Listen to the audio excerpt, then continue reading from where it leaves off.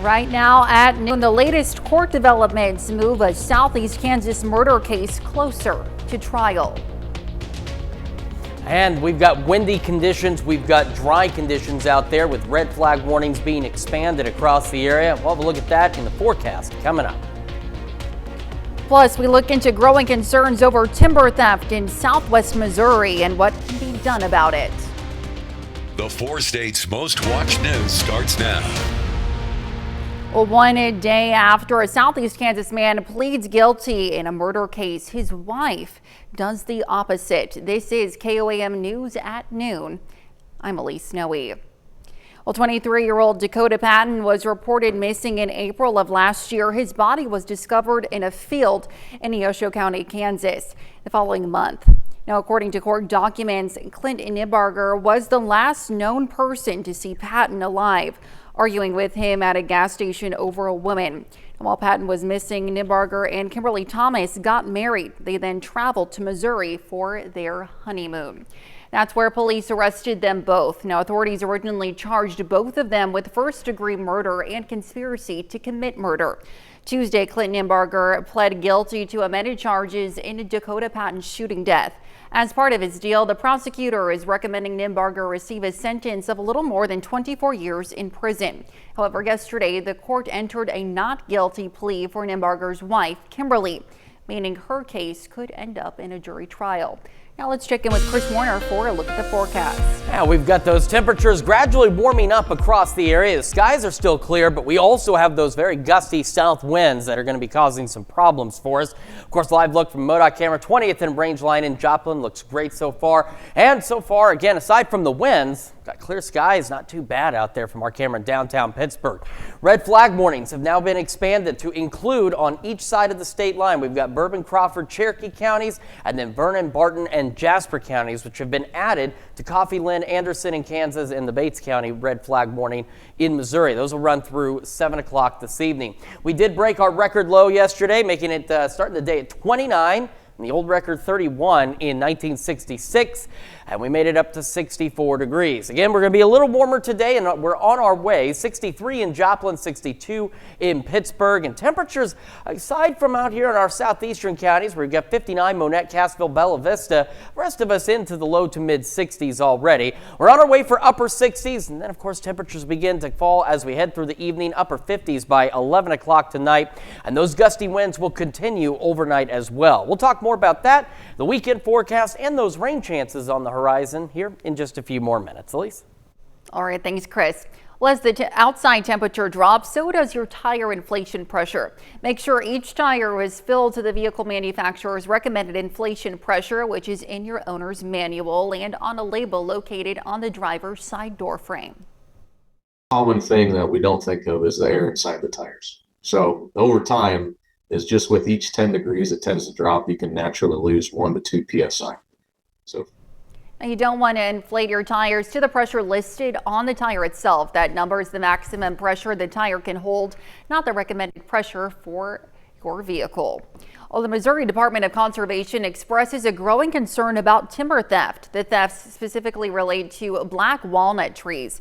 Now, the tree is harvested illegally from either someone's property or a public area and then sold to a lumber yard or sawmill. Now, the department says not only is this illegal, it can also be heartbreaking for property owners. You got to think about what you're taking. Trees are special to people for a lot of reasons. The walnut tree could be special because they like to pick walnuts, maybe because it's a property barrier, or just maybe because it's an old mature tree that has a lot of meaning to this family.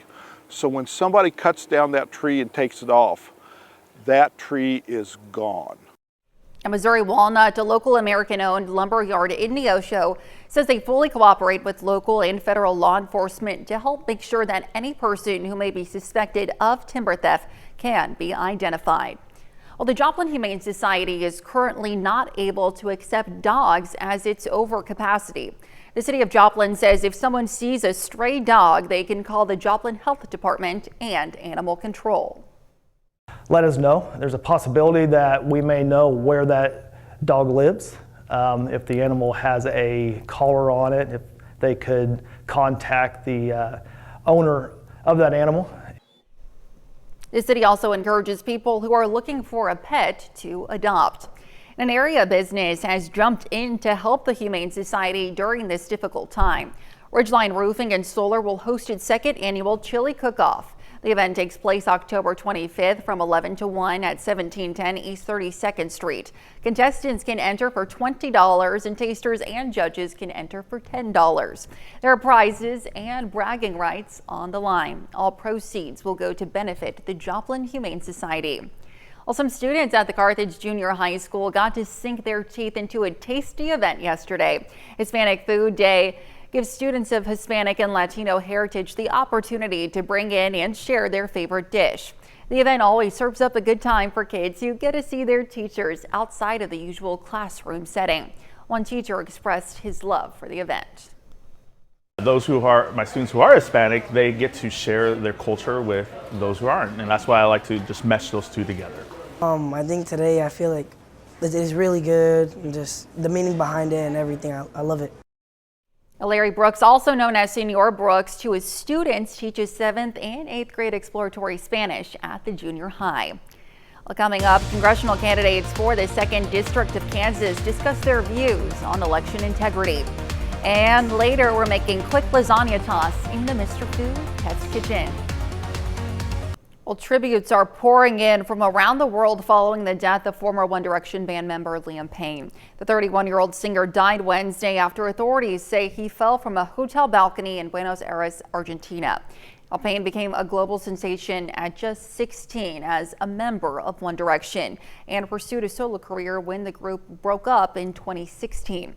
In recent years, he spoke out about his struggles with severe suicidal thoughts and addiction. Authorities are still conducting an autopsy and investigating the circumstances of Payne's death.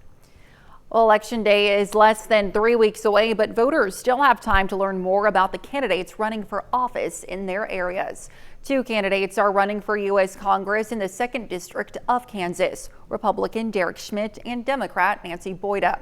KOAM sat down with both candidates to learn about their positions on everything from the economy to abortion to immigration. We also asked them about their level of confidence in election integrity. There are states I'm not as confident in. An example of that is Pennsylvania, which was certainly in the crosshairs in this last presidential election. And so I do worry a bit about some of those states.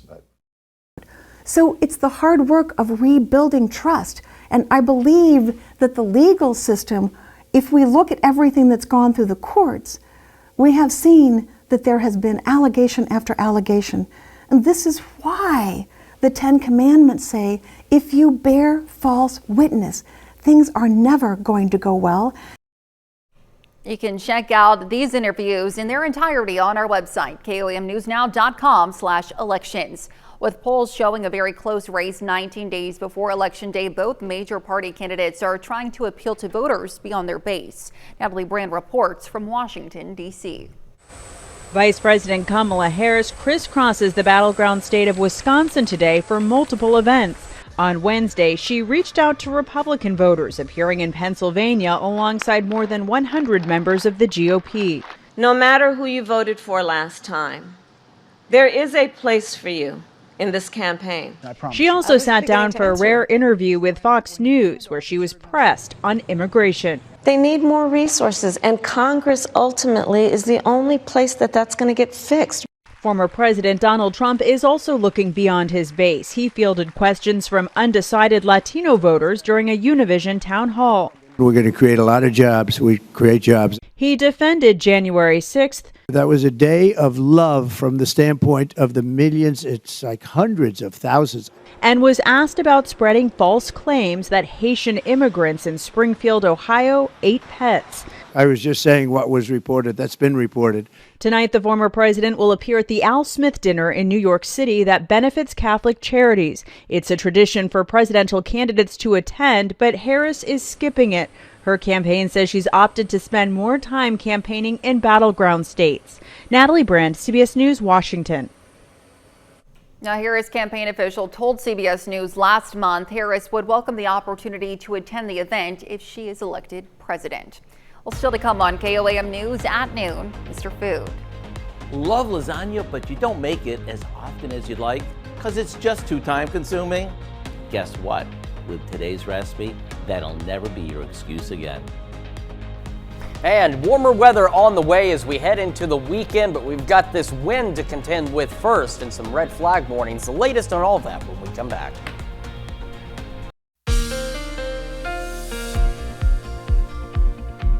Welcome back to the KOAM News at noon. So we've got those breezy conditions out there. It is very dry and the ground already dry, but now the air is really dry today as well. Combine that with the winds, and well, you get some red flag warnings. We're going to talk about just a second here. First, quick look outside from our camera in downtown Pittsburgh. Skies are clear, again, a bit breezy out there, and that has led to the expansion of some red flag warnings. So something to keep in mind, we've talked about there's 5 different offices that, weather offices that cover our area. One office is covering these zones. There's a whole nother one that covers this zone. So that's why these just recently went into effect. So it's now adding Bourbon, Crawford, Cherokee counties in Kansas, Vernon, Barton, and Jasper counties in Missouri, to the other counties that were already on there, and that would be Coffee, Anderson, and Lynn in Kansas, and Bates County in Missouri. These all run through 7 o'clock this evening, though.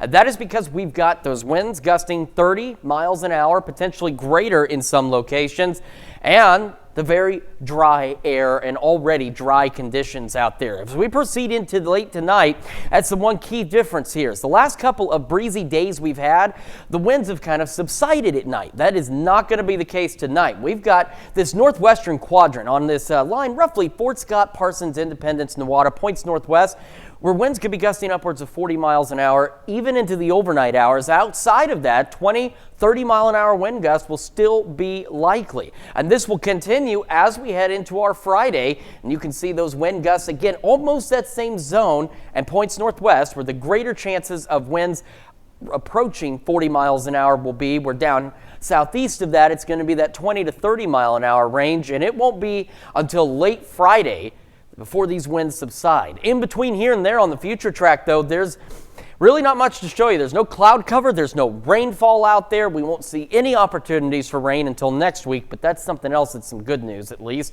and we'll talk about that too.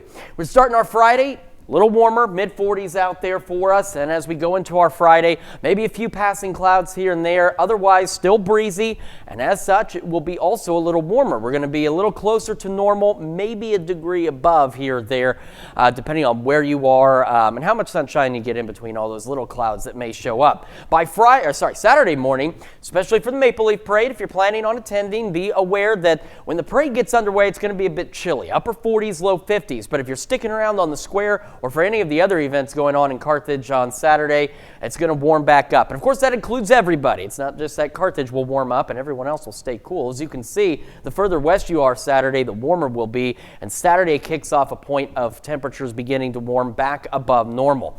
It is 63 in Joplin. Here's our issue. Humidity is 25% and the winds gusting to 23. And as we head over to Pittsburgh, same situation. Just another look at that humidity, 22%, 62, and those winds gusting upwards of 21. Temperatures through the region, all pretty even. We got some cooler temperatures, Monette, Cassville, upper 50s. The rest of us sitting in the low 60s. And again, for today, we're looking at those highs into the upper 60s, maybe a couple of low 70s, and then low to mid 70s tomorrow, followed by the upper 70s as we continue to warm into the weekend. Monday, that's the good news. That's that system we've been talking about for the better part of 3 weeks, it seems.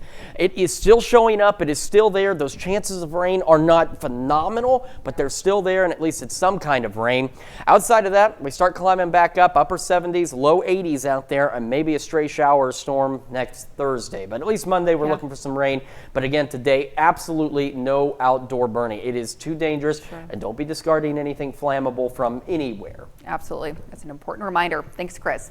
Well, stick around. We're making quick lasagna toss in the Mr. Food Test Kitchen. We'll be right back. Well, in honor of National Pasta Day, Howard is showing us how to make quick lasagna toss in the Mr. Food Test Kitchen. I don't know about you, but I love lasagna. There's something about the combo of the curly edge noodles, the ricotta cheese, and the cooked sausage that just makes me smile. The problem is, I don't always have time to make it. So rather than layering all those ingredients, we came up with an all-in-one skillet version that's super easy and it's to die for. Let me show you. We start by cooking our lasagna noodles just like normal. except instead of leaving them whole, we break them up into large pieces. Once they're tender, we drain them. While they drain, we cook up a good amount of Italian sausage that we remove from its casing. To that, we add our drained noodles, along with a jar of spaghetti sauce, some ricotta cheese, shredded mozzarella, and a bit of Parmesan, and of course, a few spices. All we need to do now is give it a good stir, and once everything is heated through, it's done. There you have it. Everything you love about lasagna without all the work of layering it. Serve it with a salad and some crusty Italian bread for extra yumminess. If you want the recipe for our quick lasagna toss, all you need to do is visit our website. I'm Howard in the Mr. Food Test Kitchen, where today we found a tasty shortcut way for you to say, ooh, it's so good. You can, of course, find this recipe for quick lasagna toss and more good food from the Mr. Food Test Kitchen online. Just go to our website. That's KOAMnewsnow.com. Now, here's a look at the 4-state market prices. All right, a reminder, we have red flag warnings for Coffee, Anderson, Lynn, Bates counties, also Bourbon, Crawford, Cherokee, Barton, Vernon, Jasper as well through 7 o'clock this evening. No outdoor burning. Winds gusting anywhere from 30 to 40 miles an hour. Temperatures not bad though, upper 60s. Warming up, still breezy tomorrow. Not a bad weekend ahead of us, and we've still got those rain chances on Monday. But again, the big thing right now, please, absolutely no outdoor burning. Absolutely. All right, thanks, Chris. And Dal, wait here for us later on. Well, lots coming up at 5 for starters. What if a simple meal could help unlock forgotten memories? Studies have already shown that music can unlock memories from the past. Researchers believe the same could happen with food. We're going to take a look at new experimental programs that help dementia patients remember with a heaping helping of their favorite childhood meals. Plus, Stapleton Elementary in Joplin honors their queens of the cafeteria during this National School Lunch Week. And Carl Junction schools take part in International Shakeout Day by practicing earthquake drills. So if you join us for those stories, a lot more. It's coming up on KOAM News at 5. All right, lots to look forward to. Thanks, Dal. Well, that's the news for now. Thank you for joining us on KOAM News at noon. We'll, of course, see you right back here at 5. Until then, have a great rest of your day.